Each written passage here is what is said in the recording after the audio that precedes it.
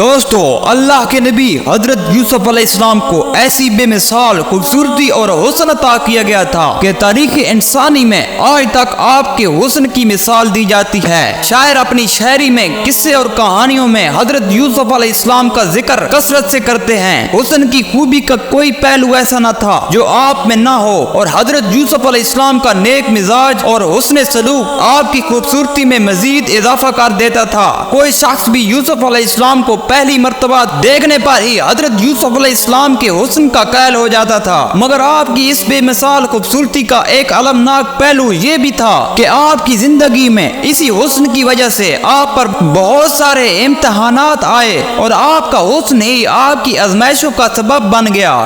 حضرت یوسف علیہ السلام کے والد کا نام حضرت یعقوب علیہ السلام تھا، جو خود بھی اللہ تعالیٰ کے بہت محبوب نبی تھے۔ حضرت یعقوب علیہ السلام کے 12 بیٹے تھے، لیکن حضرت یعقوب علیہ السلام کو حضرت یوسف علیہ السلام کی خوبصورتی اور معصومیت کی وجہ سے ان سے زیادہ محبت تھی، اور آپ حضرت یوسف علیہ السلام کو اپنے دوسرے بیٹوں پر فوقیت دیتے تھے۔ لہذا حسد میں آ کر ایک دن حضرت یوسف علیہ السلام کے بھائیوں نے دور سے راہ میں انہیں ایک کنویں میں پھینک دیا، اور گھر آ کر حضرت یعقوب علیہ السلام کو جھوٹ بولا کہ ایک بھیڑیا حضرت یوسف علیہ السلام کو کھا گیا ہے، اور بھائیوں نے حضرت یوسف علیہ السلام کی قمیض خون سے بھری ہوئی حضرت یعقوب علیہ السلام کو دے دی، اور حضرت یعقوب علیہ السلام یہ قمیض لے کر روتے ہوئے اپنے حجرے میں چلے گئے، اور آپ کافی عرصہ یوں ہی روتے رہے اور اپنے بیٹوں سے ناراض رہے۔ ادھر ایک قافلہ جب کنویں کے پاس سے گزرا، اور جب وہ کنویں سے پانی بھرنے لگا تو انہوں نے دیکھا کہ اس میں ایک بچہ ہے، تو انہوں نے اس بچے کو نکال لیا۔ انہوں نے حضرت یوسف علیہ السلام کی خوبصورتی کو دیکھا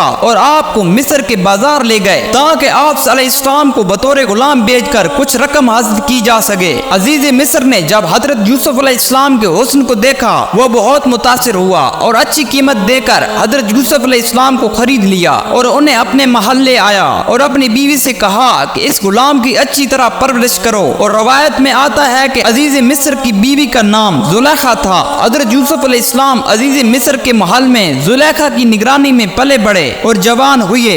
جب آپ پر جوانی آئی تو خوبصورتی اور حسن میں مزید اضافہ ہو گیا۔ خوبصورتی کا عالم یہ تھا کہ کوئی بھی آپ کے چہرے کو دیکھتا تو آپ کے چہرے سے نظر ہٹانا مشکل ہو جاتا۔ رسول پاک صلی اللہ علیہ وآلہ وسلم نے فرمایا کہ جب دنیا بنی تو حسن کے 3 حصے کیے گئے، جن میں سے ایک حصہ حضرت یوسف علیہ السلام کو دیا گیا، ایک حصہ ان کی والدہ کو دیا گیا، اور ایک حصہ پوری دنیا میں تقسیم کیا گیا۔ عزیز مصر کی بیوی آپ کے حسن، خوبصورتی، دیانتداری اور شرافت سے بہت متاثر تھی، لیکن اللہ آپ علیہ السلام کو مزید مشکلات اور امتحانات میں سے گزارنا تھا۔ عزیز مصر کی بیوی آپ علیہ السلام کے عشق میں مبتلا ہو گئی۔ ایک دن زلیخا نے آپ علیہ السلام کو اپنے خوابگاہ میں بلایا اور دروازے بند کر دیے اور اپنی ناجائز خواہش کو ظاہر کیا۔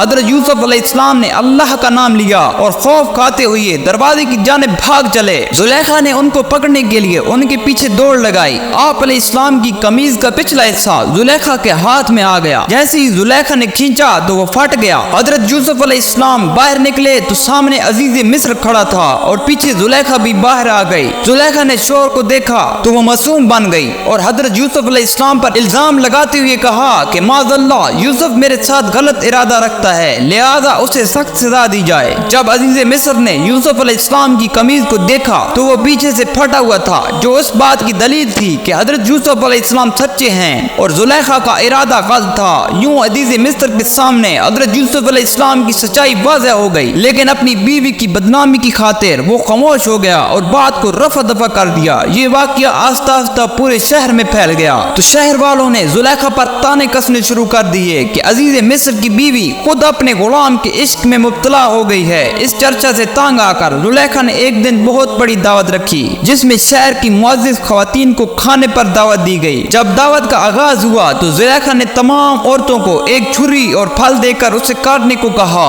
جب وہ عورتیں پھل کاٹنے لگی تو عین اس وقت زلیخا کے حکم سے حضرت یوسف علیہ السلام کو بلایا گیا۔ جیسے ہی عورتوں نے حضرت یوسف علیہ السلام کے حسن و جمال کو دیکھا تو اتنی مدہوش ہو گئی کہ پھل کی جگہ اپنی انگلیاں ہی کاٹ ڈالی۔ لہذا اس کے ذریعے زلیخا نے عورتوں کو سمجھانے کی کوشش کی آخر وہ کیوں حضرت یوسف علیہ السلام کے عشق میں مبتلا ہیں۔ آخر ایسا جوان جسے دیکھ کر عورتیں اپنی انگلیاں کاٹ دیں، اس پہ دل آ جانا کوئی حیرت کی بات نہ تھی۔ اس واقعے کے بعد کوئی نہ کوئی عورت حضرت یوسف علیہ السلام کے رابطے کی درخواست کرتی رہتی، لہٰذا آپ علیہ السلام نے اللہ سے دعا کی کہ ان سے نجات مل جائے۔ زلیخا کی لاکھ کوشش کے باوجود حضرت یوسف علیہ السلام اس کی طرف مائل نہ ہوئے تو اس کی خواہش کو رد کرتے رہے، تو عزیز مصر اور زلیخا کے حکم سے آپ کو جیل میں قید کر دیا گیا۔ حضرت یوسف علیہ السلام کی اس دعا کا ذکر اللہ پاک نے قرآن مجید میں بھی فرمایا ہے۔ حضرت یوسف علیہ السلام نے کہا، اے میرے پروردگار، جس کام کی طرف مجھے بلا رہی ہے اس سے بہتر تو قید خانہ ہے۔ آپ علیہ السلام 10 سال تک جیل میں رہے۔ مصر کے بادشاہ نے آپ کو کس طرح آزاد کیا، آپ مصر کے بادشاہ کیسے بنے، آپ علیہ السلام اپنے والد اور بھائیوں سے کیسے ملے، تو یہ سب جاننے کے لیے اس واقعے کا دوسرا پارٹ ضرور دیکھیں، اور ویڈیو پسند آئے تو چینل کو سبسکرائب کریں۔ Subscribe Noble Facts YouTube channel.